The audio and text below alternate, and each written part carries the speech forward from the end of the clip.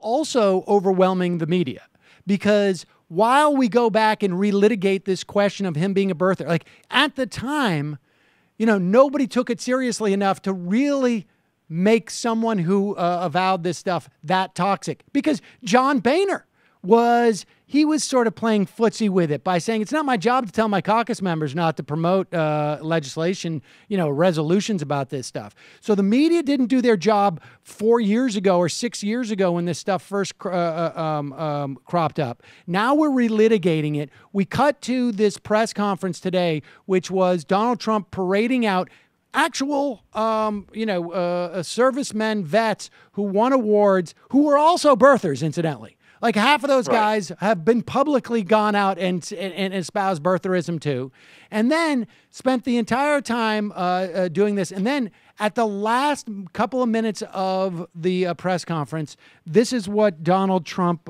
said. Here it is. Let's play the last, I know it's literally like the last 30 seconds of the press conference. Total non sequitur, weird, no segue, says this. Hillary Clinton and her campaign of 2008 started the birther controversy. I finished it. You know what I mean. President Barack Obama was born in the United States, period. Now we all want to get back to making America strong and great again. That's it. And so he lies that the Clinton campaign started it. He lies that he ended it, implying that he was the one who convinced Barack Obama to release his birth certificate, which, you know, frankly, I'm quite convinced that the Obama administration was just figured, all right, we've played this out for as long as we can. You know, let's move on to another thing. But regardless.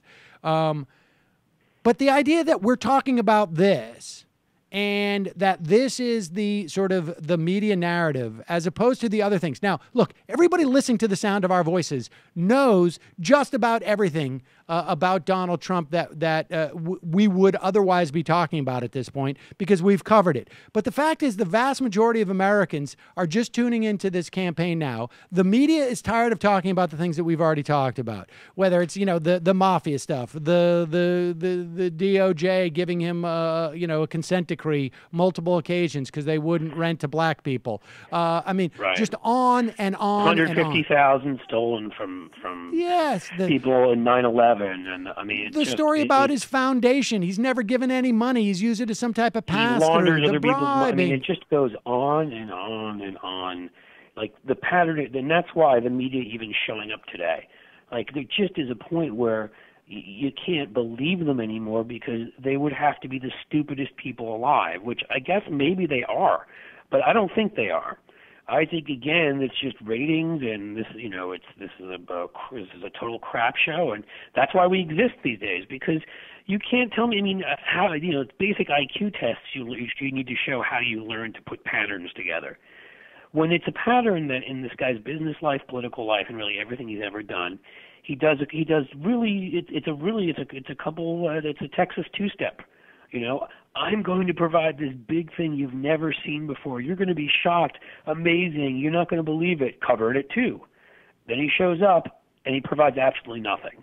He gets up, he bullshits when he's up on stage. He says a couple things that people find funny and whatever, whether it's the medical documents on Dr. Oz or it's this, or it's whatever. It's just like you can't believe somebody this many times unless you are just the dumbest people alive. Hey, folks, Sam Seder here. I just got back from a company-wide meeting. Accounting is really coming down on me hard. We need to get to 100,000 subscribers as soon as possible. So please enjoy this channel. Subscribe right down there.